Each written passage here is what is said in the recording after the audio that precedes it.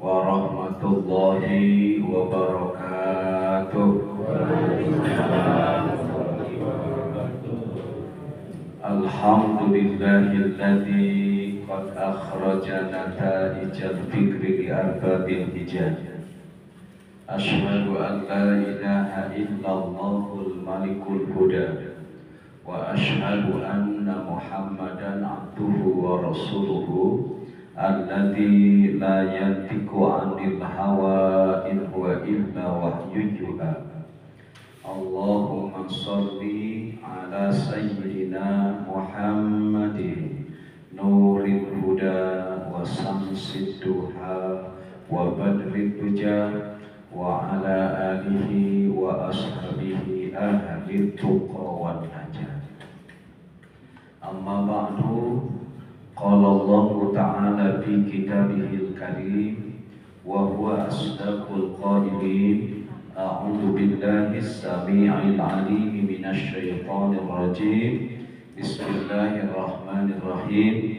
Rabbi habli hukman wa alhiqni bis shalihin waj'alni lisana sidqin fil akhirin waj'alni min warasati jannatin na'im. Al-ayah sadaqallahul adzim. Pak Ustadz Pupu beserta para sesepuh dan bini sepuh di Masjid An-Nur yang hadir pada malam hari ini, yang saya cintai, saya hormati dan Allah muliakan, ibu-ibu, bapak-bapak, Dara Ramang Sadayana. Alhamdulillah. Doa tulus dari saya, semoga ibu dan bapak yang hadir pada malam hari ini Allah anugerahi kesehatan jasmani dan rohani. Allah anugerahi rizki yang banyak dan barokah. Allah anugerahi ilmu yang banyak bermanfaat. Dan Allah anugerahi keturunan yang sholihin dan sholihah. Yang belum, mudah-mudahan Allah segera berangkatkan ke tanah suci Mekah. Amin ya rabbal alamin. Ibu-ibu tidak bosan terus ketemu dengan saya ya. Mudah-mudahan tidak bosan. Insya Allah pada malam hari ini topik kajian singkat yang akan saya sampaikan gaspol tapi rem belum. Coba diulang ibu. Gaspol rem belum. Semangat gitu ya, berbuat apapun. Hidup kita ini punten seringkali dihadapkan pada ironi. Saya mungkin sering menyampaikan kalimat, ada tikus mati di lumbung padi, semut mati di lumbung gula. Banyak orang yang kelaparan di tengah tumpukan harta dan kekayaan. Atau ibu-ibu begitu sibuk skincarean tapi nggak ada seorang pun yang care. Kan itu ironi. Ibu-ibu begitu sibuk menjaga kesehatan fisik suaminya dikasih makanan yang sehat dan bergizi, tapi hatinya disakiti, ibu ya. Nah itu ironi. Kalau ada ibu-ibu yang seperti itu seperti apa ibu-ibu itu? Seperti pohon pisang ya, punya jantung tapi nggak punya hati. Atau ironi juga banyak laki-laki itu yang siap tarung dengan ratusan lebah demi segelas madu, tapi dia tidak sanggup menghadapi seorang istrinya ketika mau ngemadu ya. Nah, itu ironi ibu sekalian ya. Ini benar nggak kayak gitu ya Bu ya? Benar. Nah, saya tertarik pada khutbah Syekh Al-Makki, salah seorang imam besar di Masjidil Haram. Suatu ketika dia pernah menyampaikan khutbahnya itu sangat metaforis. Judul khutbahnya itu adalah Kis Masku. Singkat judul khutbah itu, Kis Masku. Hartosnya apa? Kis itu kantong. Kalau ibu nanti di Mekah belanja apa, petugasnya juga ngasih kis itu kantong keresek. Kis Masku itu kantong bocor. Judul khutbahnya kantong bocor. bahwa betapa di antara kita hari ini begitu semangat dalam beribadah, lalu kita dapat pahala, tapi pahalanya itu ditenteng pakai kantong bocor. Habis. Saya tertarik mendengarkan uraian khutbahnya, dan luar biasa karena di dunia internasional khutbahnya sangat fenomenal, disebar ke seluruh dunia. Esok harinya jadilah tulisan di berbagai macam web itu, hingga kita tidak terlalu sulit untuk melacaknya. Pertama kata beliau gini, fenomena kantong bocor yang saya sebut gaspol. Di satu sisi kita ngegas untuk ibadah itu, gasnya gaspol, semangatnya gigi 4. Tapi di sisi lain tidak memperhatikan rem. Belum. Pertama, ibu-ibu, kata Syekh Al-Makki, tawaddu'u ahsanal wudu'i. Kalian itu gaspol, semangat mau sholat, lalu berwudu. Saking semangatnya wudunya disempurnakan, wudunya dibaik-baikkan, wudunya dibagus-baguskan. Lakin tashribu bil ma'i, tetapi sayang boros dalam menggunakan air. Jadi di satu sisi kita diperintah untuk sempurna dalam wudu itu. Nanti saya bacakan hadis-hadisnya. Di satu sisi kita diperintahkan untuk baik dalam wudu, tapi kita dilarang untuk boros menggunakan air. Kenapa? Sebab di Quran surah Al-Isra ayat 27, innal mubaddirina kanu ikhwanas sayatin. Para pemboros itu adalah saudara-saudaranya setan. Bagaimana di satu sisi wudhu kita harus sempurna, tapi di sisi lain perhatikan jangan sampai boros airnya itu. Kadang di musola kita suka ayat keran mengajak pasnya apa gitu. Jadi keran diburungkeun alit gitu, cairnya nyebrot nyebar kemana-mana. Pas diburungkeun gede, cairnya teh ngajak keluar perang begitu. Dikucurkan kecil nyebar cair kemana-mana, digedean ada lagi nyebrot gitu ya. Nah, ini kita seringkali berhadapan dengan keran seperti itu. Nah, Bapak-bapak sekalian, apakah sih keistimewaan kita menyempurnakan wudu? Kita diperintah untuk menyempurnakan wudu. Saya punya catatan hadis yang dikutip dari beberapa kitab hadis sahih.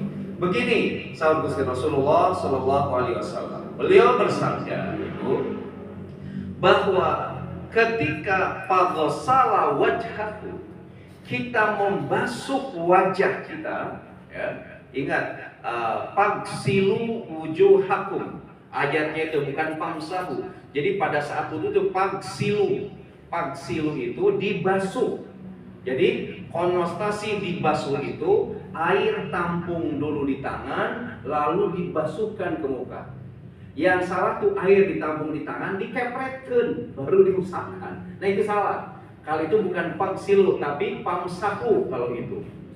Oke, jadi gini kata Rasulullah, paghsala wajhahu, bahwa ketika ibu dan bapak membasuh wajah pada saat berwudu dengan sempurna, maka kharaja min wajhihi kullu khati'atin, keluarlah sejumlah kesalahan dari wajah kita beriringan dengan jatuhnya air wudu kita. Satu. Yang kedua nih, fa idza ghassala yadayhi, dan ketika kita membasuh tangan sampai dengan sikut dengan sempurna, dengan sebaik-baiknya, maka kharaja min yadaihi kullu khati'atin, keluar dari tangan kita beriringan dengan air wudu itu seluruh kesalahan kita. Kemudian dilanjutkan hadis ini, fa idza ghassala rijlaihi, dan ketika kita membasuh kaki kita dengan sempurna, maka kharajat kullu khati'atin, keluar seluruh kesalahan dari kaki yang kita basuh itu. Jadi kata hadis ini, ketika kita menyempurnakan wudu kita, membaguskan wudu kita, saat itu berbarengan dengan jatuhnya air wudu dari wajah kita, dari tangan kita, dan dari kaki kita, saat itu keluar seluruh kesalahan dari wajah, tangan, dan kaki kita. Ini kan luar biasa ya, wudu itu. Satu, itu.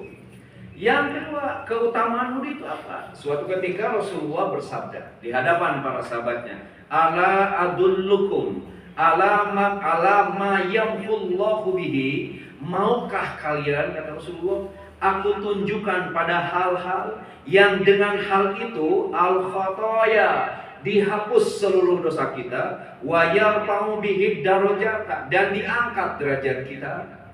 Nabi bertanya, wahai para sahabat, ingin aku kasih tahu sesuatu yang bisa menghapus dosa dan sesuatu yang bisa mengangkat derajat kita? Sahabat menjawab, qalu bala, tenang ya Rasulullah.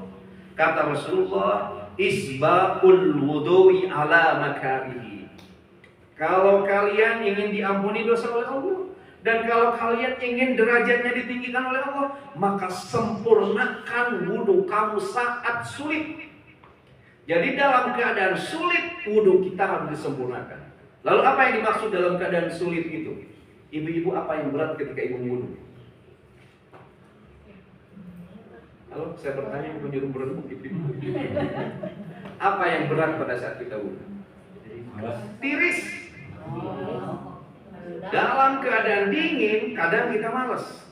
Al-barid, betul kata para ulama, kita tidak terlalu ekstrim. Kalau di luar negeri, di Mekah, kalau dingin lagi ekstrim, itu luar biasa. Kalau saya umroh kebetulan Desember itu ya cukup dingin, tangan pada saat megang pintu kunci hotel itu langsung suka nyetrum, karena terlalu dingin. Begitupun ketika akan wudhu, terasa banget dingin. Dalam keadaan dingin, ibu menyempurnakan wudhu. Selain persoalan alam, ada persoalan batin. Apa? Malas saya, malas, tunduk gitu. Nah, kadang wudhu teh asalnya koceprat gitu. Nah, dalam posisi itu disempurnakan. Terus apalagi dalam posisi sulit itu? Airnya sangat terbatas. Tapi kita bisa menyempurnakan wudhu dalam keterbatasan itu. Kata hadis ini sekali lagi, siapa saja yang bisa menyempurnakan wudhu dalam keadaan sulit, dalam keadaan malas, dalam keadaan cuaca dingin, dalam keadaan misalnya airnya sedikit, maka itu menjadi kunci setiap kita diampuni dosa dan diangkat derajat kita. Satu. Yang kedua, akan diampuni dosa dan diangkat derajat kita, wa kasratul khoto'a ilal masjid. Banyak melangkahkan kaki ke masjid. Jadi orang yang banyak melangkahkan kakinya ke masjid, kata Rasulullah, dia itu akan diampuni dosanya dan diangkat derajatnya. Makanya mudah-mudahan kita sekarang ya melangkahkan kaki ke masjid ini, mudah-mudahan menjadi sababiyah diampuni dosa kita dan ditinggikan derajat kita. Amin. Amin ya rabbal alamin. Luar biasa, Pak. Kemudian yang ketiga, wangtidarus sholati ba'das sholati, yang akan ditinggikan derajatnya oleh Allah dan diampuni dosanya oleh Allah adalah mereka yang menunggu waktu sholat setelah sholat. Apa maksudnya ini? Ibu sekarang baru sholat isya, hati ibu udah menunggu datangnya waktu subuh. Itu akan menjadi mesin penghapus dosa kita dan pengangkat derajat kita. Subuh kita sholat, beres sholat subuh, ibu begitu rindu menanti datangnya sholat zuhur dan seterusnya. Jadi mereka yang menanti, merindu datangnya waktu sholat, dirindukan dalam hatinya, maka dia akan diampuni dosanya dan diangkat derajatnya oleh Allah. Jadi luar biasa ya, menyempurnakan wudhu itu luar biasa pahalanya. Kemudian hadis ketiga yang bicara tentang keutamaan wudhu. Suatu ketika begini, faqalu ya Rasulullah, seorang sahabat bertanya pada Rasulullah, kaifa ta'rifu miyati ba'daka min ummati? Ya Rasulullah, di akhirat nanti bagaimana cara engkau mengenali seluruh umatmu? Kan nanti Rasulullah itu berjanji, Bu, di akhirat itu, di kiamat itu nanti Rasul akan memberikan syafaat pada umatnya. Lalu umatnya itu naruh sekarang di Nabi, ya Rasulullah, bagaimana cara engkau mengetahui dari umat sejagat raya yang dikumpulkan di hari kiamat, bagaimana cara engkau mengetahui itu umatmu atau umat Islam itu? Maka Rasulullah SAW menjawabkan, hadisnya panjang, saya bacakan artinya aja. Kata Rasulullah, bila ada kuda yang berbaris, mayoritas kuda itu warnanya, kulitnya hitam atau bulunya hitam, sementara ada juga yang di kepala kuda dan kakinya itu warna putih kulitnya, apakah kalian bisa membedakan? Bisa. Saya bisa. Maka gimana selanjutnya kata Rasulullah? Fa innahum ya'tuna yaumal qiyamati ghurram muhajjalina minal wudu'i. Umatku itu di hari kiamat nanti wajahnya akan bercahaya karena dia senantiasa menyempurnakan wudu. Jadi pada saat ibu menyempurnakan wudu, di akhirat nanti wajahnya akan bercahaya sehingga Rasul gampang mengenali kita untuk langsung memberikan syafaat. Maka tidak ada alasan bagi kita harus sempurna wudu kita itu, harus dibaguskan wudu kita itu dengan catatan jangan boros menggunakan airnya. Mohon maaf, wudu ibu sempurna kata Imam Al-Makki, tapi boros dalam menggunakan air, maka pahala-pahala yang tadi itu seperti dimasukkan kepada kantong yang bocor, pahalanya hilang. Gaspol semangat untuk sempurna wudu, tapi remnya blong karena ibu boros. Satu, ya. Yang kedua, ibu-ibu kita percepat. Apa saja yang diibaratkan atau dimetaforkan seperti case masku, kantong bocor itu atau gaspol remblong itu. Yang kedua, kata Imam Al-Makki, tasaddaqu 'alal fuqara'i. Kalian gaspol semangat bersedekah untuk fakir miskin, tapi summa tudilluhum wa tudayyikuhum. Kamu menghina dan menyakiti hati yang menerimanya. Ibu ngasih sedekah, tapi orang yang dikasih sedekah, ku ibu dihina. Ku ibu disulitkan mereka. Mana bentuk penghinaan begini ibu? Punten, mungkin ini tidak masuk penghinaan secara verbal ya, tapi penghinaan secara substansi. Contoh, ada orang ngasih sedekah, tapi penerimanya tuh disuruh ngantri. Antriannya panjang, jaba bulan puasa, jaba lapar, jaba sesedekan, ayah nuka injek. Hati-hati, itu satu bagian dari penghinaan atas kemanusiaan. Hingga yang jadi bukan sedekah, tapi BLT. Tak ibu BLT, bantuan langsung tawuran. Asli bangku di lemur abdi di Garut, BLT teh saya. Kenapa? Sebab BLT mampir bukan untuk orang yang berhak, tetapi pada keluarga pengurus padahal balaleungan. Ya, BLT. Ayo jadi bansos. Sanes bantuan sosial akhirnya jadi bantuan sosorowat jeung popolotot. Sabalamun teu sosorowat jeung teu popolotot teu kabagian. Nah, ibu-ibu sekalian, sedekah itu luar biasa agung, hebat pahalanya itu. Tapi kalau ibu dan bapak pada saat ngasih sedekah menyakiti hati penerimanya, direndahkan orang yang menerimanya, apalagi dihinakan mereka itu, dianiaya seolah-olah seperti itu, ya, dikasih pilihan yang sulit atas bansos itu, misalnya hati-hati, pahala sedekahnya banyak, tapi seperti nenteng di kantong yang bocor. Nah, begini kata Allah dalam Al-Quran ini keutamaan sedekah. Wa ma anfaqtum min syai'in, dan apapun yang kamu infakkan dari segala sesuatu, yang infak dengan uang gitu. Kemudian juga ada yang infak dengan makanan, ada yang infak dengan pakaian, ada yang infak dengan tenaga dan keterampilan, ada yang infak dengan waktunya. Pokoknya apapun yang kita infakkan, fahuwa yukhlifuhu, maka Allah akan menggantinya dengan yang lebih baik. Yukhlifu ini dalam banyak tafsir, Allah ngasih ganjaran, balasan dengan sesuatu yang lebih baik dari apa yang kita berikan.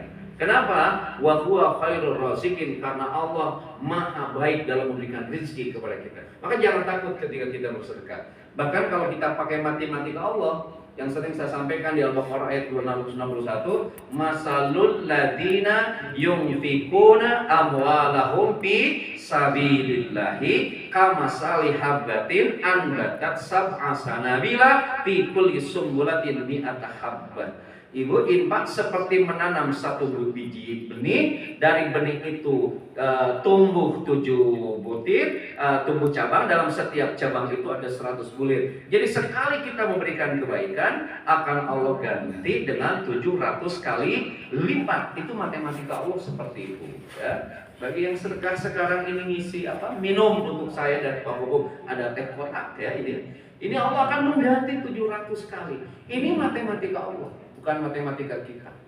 Itu betapa agung infak itu. Bahkan begini, suatu ketika Asma bin Abu Bakar mendengar Rasulullah bersabda, kata Rasulullah, la tuki, janganlah engkau menyimpan harta, janganlah engkau menumpuk harta, janganlah engkau menimbun harta, fayuki alaika, sebab kalau kamu menyimpan harta, menahan harta tidak diinfakkan, Allah pun akan menahan rezekinya untuk kamu.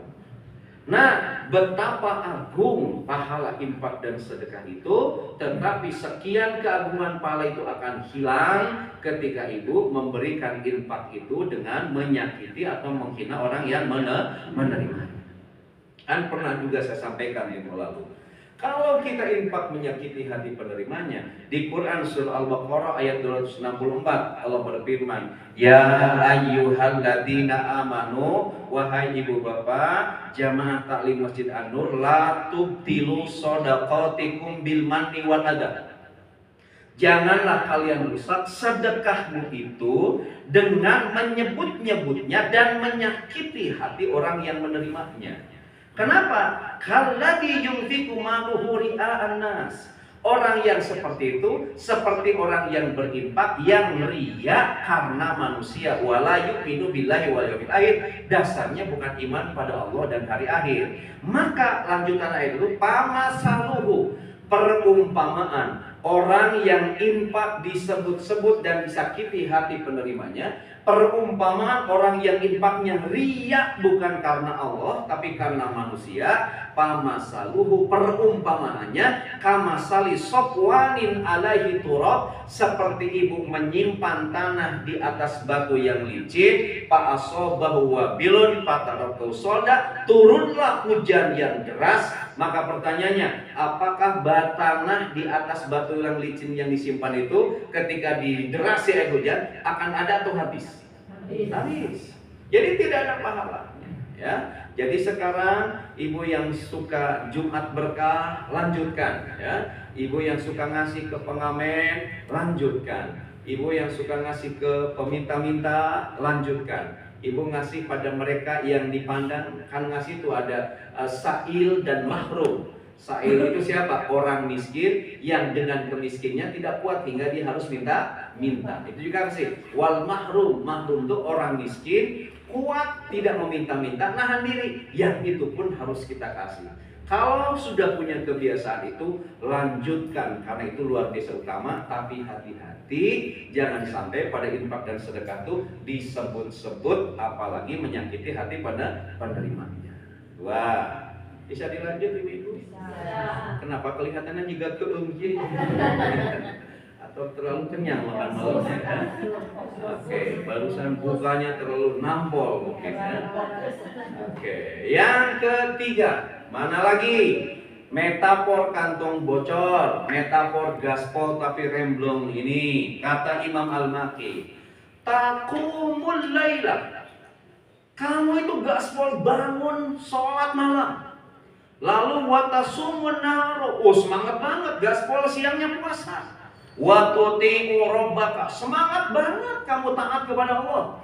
Tapi lakin qati'ur rahimah, kalian memutuskan tali silaturahmi. Kis, makruh itu seperti kalian bawa pahala di kantong yang bocor. Silaturahmi ini luar biasa. Kenapa? Sebab di antara orang yang tidak akan rugi itu adalah mereka wayak toku nama amarallahu bihi ayyusolat. Orang yang rugi, yang pailit, yang bangkrut. Kan ibu-ibu suka berdoa kalau tidak mau jadi orang rugi, ya Bu ya? Gimana doanya? Rabbana dzalamna anfusana wa illam taghfir lana wa tarhamna lanakunanna minal khasirin. Rabbana, ya Allah ya Tuhan kami, dzalamna, kami zalim, anfusana, pada diri kami, wa illam taghfir lana, kalau Engkau tidak mengampuni kami, wa tarhamna, dan merahmati kami, lanakunanna minal khasirin, sungguh kami jadi orang-orang yang rugi. Kita tidak mau jadi orang yang rugi. Orang yang rugi itu diantaranya wa yaqta'una ma amarallahu bi ayyusala, yang memutuskan sesuatu yang harus disambungkan, yang kita sebut dengan silaturahim, terutama dengan mereka yang sedarah. Pahami, silaturahim itu yang paling inti dengan siapa? Menyambungkan tali kasih itu dengan siapa? Pertama, dengan mereka yang dengan tulus ikhlas telah meminjamkan rahimnya untuk tumbuh kembang kita sepanjang 9 bulan. Siapa? Ibu kita. Jangan putus silaturahmi dengan ibu kita. Yang kedua, jangan putus silaturahim itu dengan mereka yang telah rela dan ikhlas meminjamkan rahim istrinya untuk tumbuh kembang kita selama 9 bulan. Siapa? Ayah kita. Jangan putus silaturahmi dengan ayah kita. Ketiga, dengan siapa silaturahim tidak putus? Boleh putus itu dengan mereka yang pernah serahim, tinggal di rahim yang sama dengan siapa? Adik dan kakak kita. Yang ketiga, dengan siapa silaturahim tidak boleh terputus itu? Dengan mereka yang telah menjadikan status kita sebagai seorang ibu karena rahim kita ada janinnya. Siapa? Dengan anak. Tidak boleh ibu merasa ibu hebat atau merasa karena satu dan lain hal, anak itu dibuang, anak itu ditelantarkan. Pertanyaannya, ada nggak hari ini anak yang ibu yang membuang anak? Banyak, itu juga sama, nggak boleh. Bukan hanya anak dengan ibu saja. Ibu yang karena gelap matanya, ibu yang karena kebodohannya, ibu yang karena hawa nafsunya, anaknya dibuang, tidak mau dia rawat. Sehingga anaknya menderita, sejatinya dirawat oleh ibunya, malah dirawat oleh penderitaan dalam hidupnya. Maka kata Nabi, la yadkhulul jannata, la di sana hurrimat haram, diharamkan masuk surga. Qati'ur rahim, mereka yang memutuskan tali silaturahim dengan ibunya, mereka yang memutuskan tali silaturahim dengan ayahnya, mereka yang memutuskan tali silaturahim dengan adik kakaknya, dan mereka yang memutuskan tali silaturahim dengan anaknya. La yadkhul jannata. Maka kata si Imam Aki, sok sanajan gaspol bangun malam tahajud, sok sanajan gaspol siangnya puasa sunnah, sok sanajan gaspol taat kepada Allah, tapi yang 4 tadi diputuskan, la yadkhulul jannata. Hati-hati ibu dan bapak sekalian. Ada yang pernah bertengkar sama orang tuanya? Ayah. Ada yang pernah menyakiti hati anaknya? Ada yang pernah berantem begitu brutal dengan adik kakaknya? Nah, dijaga, hati-hati ya Bu ya. Baru setelah itu silaturahim itu jauh, tetangga dekat, kemudian lingkungan masyarakat, dan yang sejalur dengan akidah kita. Yang terakhir secara kemanusiaan nomor sekian. Oke, jadi yang sekarang lagi semangat sholat malam lanjutkan. Yang lagi semangat puasa sunat lanjutkan. Yang lagi semangat ketaatan pada Allah lanjutkan. Tapi hati-hati jangan memutus tali silaturahmi. Sebab wa'budullaha wa la tusyriku bi syai'a wa bil walidaini ihsana. Oke, yang berapa itu? 3. Yang keempat, masih semangat ibu-ibu? Masih. Ya, dan utus tuduh? Aja. Mana bobolah keseriusnya? Begitu suara ibu. Oke, yang keempat, kita percepat. Tenanglah, sabar, ini ada 100 lembar saya buat nih. Yang keempat, ibu dan bapak sekalian, apa metafor dari kantong bocor atau gaspol remblong itu? Kata si Imam ini, tasumu, kamu semangat puasa, wa tasbiru, dan kamu sabar, alal ju'i, ketika merasakan haus, lapar, wal atosi, merasakan haus. Semangat banget ibu-ibu puasa sunat ataupun puasa wajib, bisa sabar menghadapi lapar, haus, dan dahaga. Lakin tasubu wa tastamu wa tal'anu, tapi ibu gemar menghina dan mencaci maki orang lain. Jadi pahala puasanya hilang karena dibawa di kantong yang bocor. Sejatinya berbanding lurus dengan puasa, bukan hanya badan saja yang puasa, tapi lisan kita juga harus puasa. Jangan sampai mencaci maki orang lain. Pernah saya sampaikan tempo lalu, efek terpaan media sosial, karena kita sedang berada di era konvergensi media hari ini, maka rakyat Indonesia, kata para pegiat kajian cultural studies, itu sedang dihinggapi penyakit yang disebut dengan katastropik. Coba diulang dulu. Katastropik. Ada yang tahu artinya? Nggak tahu. Nggak tahu. Tadinya kalau yang tahu saya kasih hadiah. Sekarang mau saya kasih kado nanti. Umroh. Umroh gratis loh ya. Hadiah umroh. Tapi kumunya langsung di Masjidil Haram. Atau saya kasih hadiah kado. Tahu kado? Hadir dan doyok. Ibu-ibu. Oke. Katastrofi itu gini. Katastrofi itu. Kita melihat orang lain berhenti pada aspek negatifnya saja. Ini hati-hati. Kita sekali lagi melihat orang lain tapi berhenti pada aspek negatifnya saja. Lalu aspek yang negatif itu dinyinyir. Sekarang aspek negatif bukan hanya dinyinyir, tapi diproduksi jadi konten, direproduksi lagi jadi konten di medsos dan didistribusikan secara masif.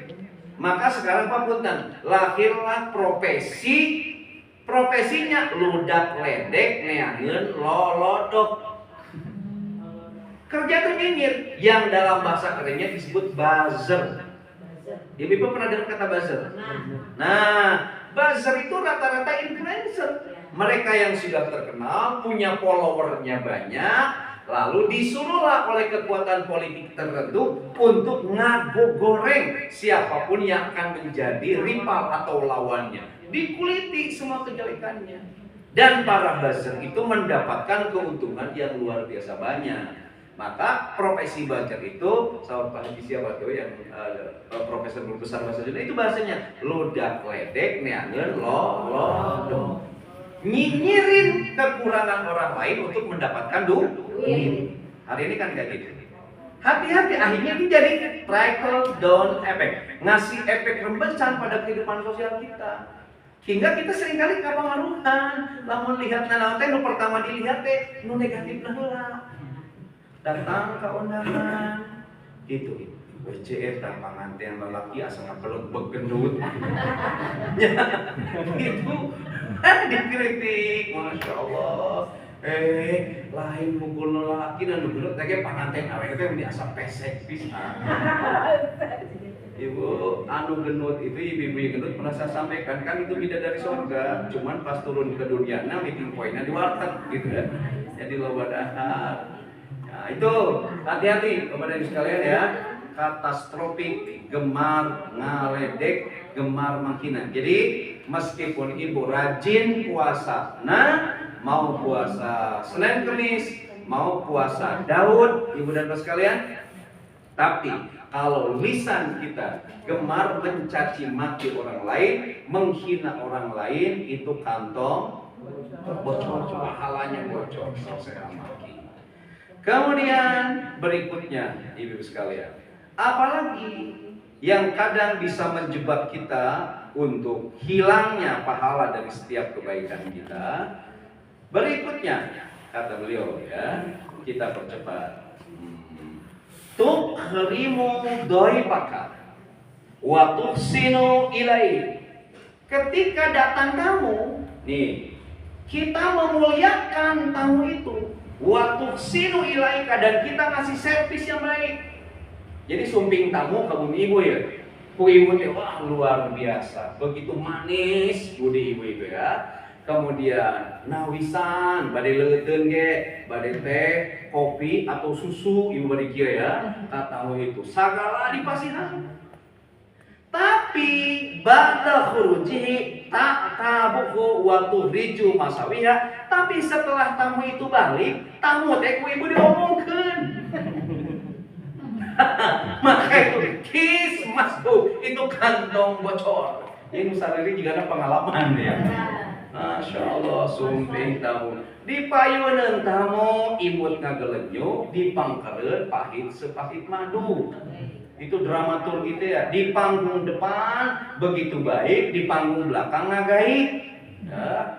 Eta sema teh sugan jiga monyet Tanzania segala dihakan. Masya Allah. Oh begini. Tamu itu yang datang ke rumah kita, dia datang membawa rahmat, pulang membawa dosa kita. Maka harus senang kalau ada yang ngetuk rumah kita, tamu, assalamualaikum, senang. Dia maju. Masya Allah. Sieun anu pupunten deh. Beta sumbangan di masjid ya. Sieun api-api sasarean dan lain sebagainya. Nih, kupingkeun. Jadi sahur Kangjeng Nabi, tamu datang ke rumah kita bawa rahmat. Rahmat yang naon kan seueur mana rahmat tuh? Rahmat tuh satu, cinta dan kasih sayang Allah. Dua, rahmat tuh rizki. Tilu, rahmat tuh sehat, kesehatan. Opat, rahmat itu kemudahan. Lima, rahmat itu adalah kemenangan. Ujungnya rahmat itu adalah surga. Jadi siapapun yang bertamu ke rumah kita, ya, siapapun badai nu cacanakan atanapi nu barang penta, itu nu curhat ya. Oke, apalagi yang curhat? Yang curhat itu berarti gimana, Bang? Mau nagih gitu, itu rahmat. Dan ketika dia pulang, dia membawa seluruh dosa kita. Jadi dosa kita akan diampuni karena kita melayani tamu. Dengan catatan di panggung depan dan di panggung belakang tidak rubah sikap kita. Kalau di hadapan tamu kita manis, di belakangnya juga manis, jangan digunjing. Jadi pas pulang saya mati jadi pukul utus individu. Tamu jadi sumber hujatan dan lain sebagainya. Nah, ibu-ibu, begini kata Allah. Man kana yu'minu billahi wal yaumil akhir, siapa saja yang beriman pada Allah dan hari akhir, fal yukrim dhaifah, maka muliakanlah para tamu itu. Kalau bisa jangan sampai tamu itu yang kehausan minta minum. Kita surti dulu disediakan minum. Saya pernah bertamu kalau mau Pak Bungkul ke di pesantren, kantos bertamu karerenjangan. Ya, karerenjangan. Pas itu langsung di ruang tamu, pas di ruang tamu teh di poin teh bupet. Pas di bupet teh seueur pisan kue. Abdi geus dilaliuk teu disuguhkeun ulah. Dan abang budak keneh beureun babaturan budak tadi. Tiba-tiba sumping keramana jeung ibuna ja. Sakelas kan si Abdi mun ibu sakelas gitu. Ada ujang lagi di mana? Abdi mau di pesantren di Suci. Oh si Amanda ada di pesantren mun caket sabaraha jarak nanti pesantren ujang kasih rumah ka kosan si aja kinten-kinten atau mesti didugi ka kue kadinya. Alhamdulillah pas dikasih kepada kita hapunten pori dikeluarkan. Jangan sampai tamu itu ngasih kode. Sebab sahur tamu bisi tak kode maka tak peka. Ibu pertama kali ya. Sebab tamu itu membawa rahmat. Nah, ibu di satu sisi kata Rasulullah, pada saat kita bertamu ada etikanya.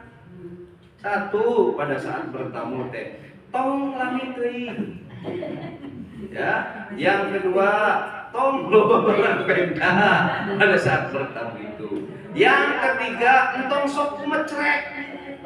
Tahu kumecrek itu apa? Sanes kopet. Banyak ngeluh.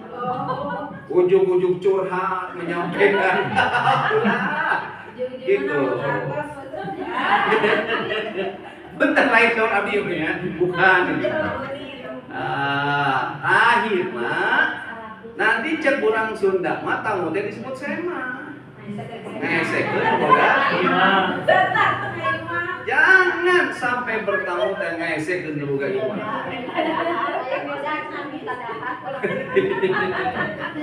Pas kesrila tamu nanyakeun, punten di rumah ini aya WC teu? Bakat kukeun cek budak teh eueuh. Hari ngisi di mana? Modal dia. Ya. Ibu-ibu, mohon pahami sekali lagi kalau ada tamu siapapun terima dengan lapang dada. Sebab sahabat Gusti Rasul dia datang ke rumah kita membawa rahmat dan pulang membawa dosa-dosa kita.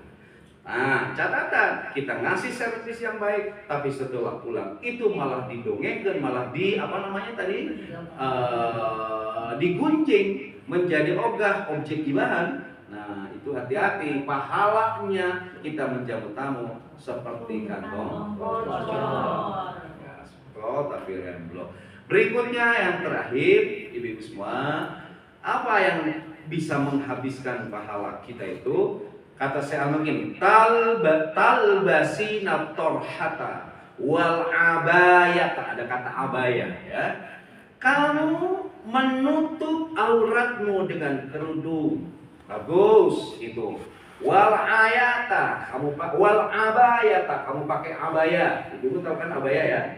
Pakai jilbab, pakai abaya, ditutup auratmu itu bagus. Lakin al-atiru tawahun, tapi kamu pakai parfumnya begitu menyengat. Nah, kesmasku itu seperti membuang pahala di kantong yang bocor. Bagus, kita harus menutup aurat. Perempuan tubuh ada dua. Ada perempuan relatif dan ada perempuan protektif. Perempuan relatif itu perempuan yang rela tubuhnya itu diintip. Relatif itu rela diintip. Masya Allah. Kan ibu ayeuna aya nu dijilbab ka anakna merecet pisan. Tinggal lagu jilbabna dibeungkeut, bajuna kos leupeut, kalana merecet. Sampai kayak laguan gitu.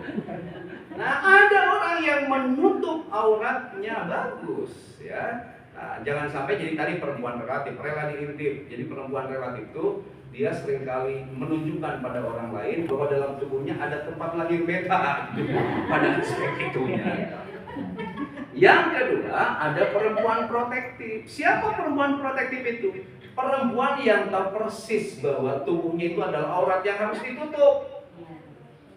Nah, kata saya laki, bagus kamu menutup aurat dengan hijab dan pakai abaya. Tapi hati-hati kalau pakai parfum jangan terlalu menyengat. Kok mau parfum namanya nyong-nyong?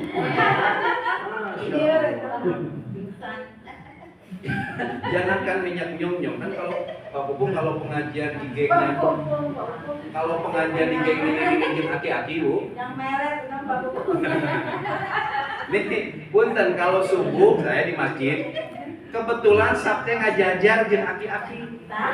Mau bau balsem, mau bau PPO, mau bau minyak. Itu kadang Pak campur aduk bau jadi kulit.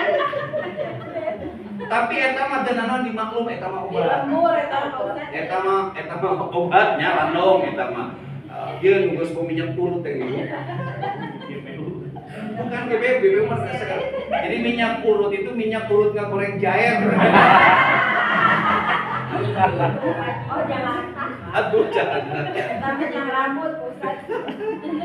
Aduh, kan gini, ada orang yang ngambil pahala sunnah pada saat sholat itu dengan pakai parfum, dengan pakai boleh sunnah. Tapi harus benar bisa menakar dalam takaran yang pas. Jangan sampai samping kiri kanan kita terganggu oleh sengatan baunya itu. Kan kadang kecintaan kita pada parfum wangi kita itu belum tentu disukai oleh orang lain. Gitu. Ya, itu hati-hati. Enak bagi dirinya tapi nggak yang lain. Maka kan gini, pada saat kita sholat khusyuk, kalau sholat kita ingin khusyuk, satu bebaskan dari gangguan internal, dua bebaskan dari gangguan eksternal kan? Gangguan dari dalam diri, internal itu bebaskan. Yang kedua gangguan eksternal. Apa gangguan eksternal itu? Parfum yang dipakai oleh orang lain yang ada di samping kiri kanan kita. Harus takarannya betul. Pakai parfum itu kan hanya sekedar apa ya? Sunnah aksesor. Jangan sampai kita mengutamakan yang sunnah tapi merusak kewajiban yang ditunaikan oleh orang lain. Oke, Ibu, parfum itu proporsional ya. Cari wangi-wangi yang sekiranya disukai oleh banyak orang. Dan pada prinsipnya beginilah. Apa ya? Ya proporsional lah. Ibu-ibu tahu ukurannya ya. Dan kita pun akan bisa merasakan terlalu banyak yang pakai parfum. Biasanya parfumnya terlalu banyak itu kalau kapubun mah ngaku lah saya simkurin. Kenapa? Sebab di Lumur Simkurin itu di daerah Cisurupan dulu setelah ada masalah itu daerah yang susah air. Pak Zulma itu betul. Pas rek sakola teh, kadang rek sakola tuh air tuh udah parebut, antawis ke pun bapak tugas gitu. Ke pun biar ngajar, jeung ade rek sakola. Ayeuna cek pun bapak geus mane batu kudu mani dah kasep kene. Teu mani sakola teh. Geus we make parfum, teu mani semprot ku parbut. Kadang pun bosok ngerian, engke lamun maneh mani kasep. Lamun maneh kasep engke loba nu resep. Lamun anu loba resep engke bakal loba nu ngewa. Lamun loba nu ngewa engke bisa loba nu malu. Jadi lamun loba nu maneh keren maot. Heboh kabungkur gue. Ini dosa, jadi rek sakola TTI bak semprot parfum.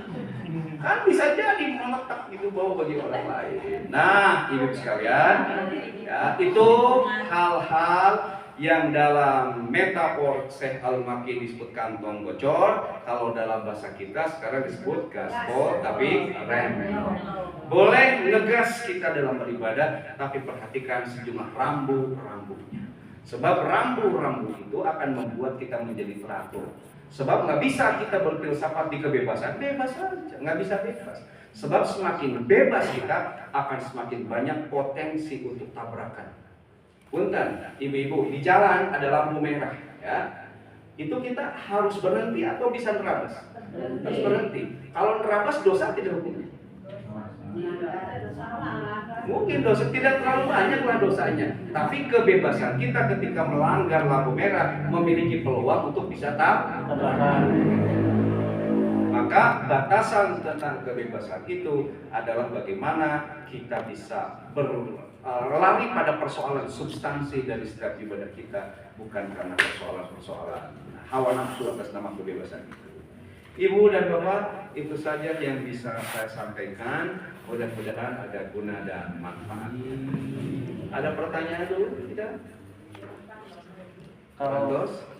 Kalau ada yang terindikasi penyakit katastrofik sebagai yang tidak terkena katastrofik, terus gimana kan? Oke. Menyikapi yang supaya tidak katastrofik gitu. Pertama, begini ya.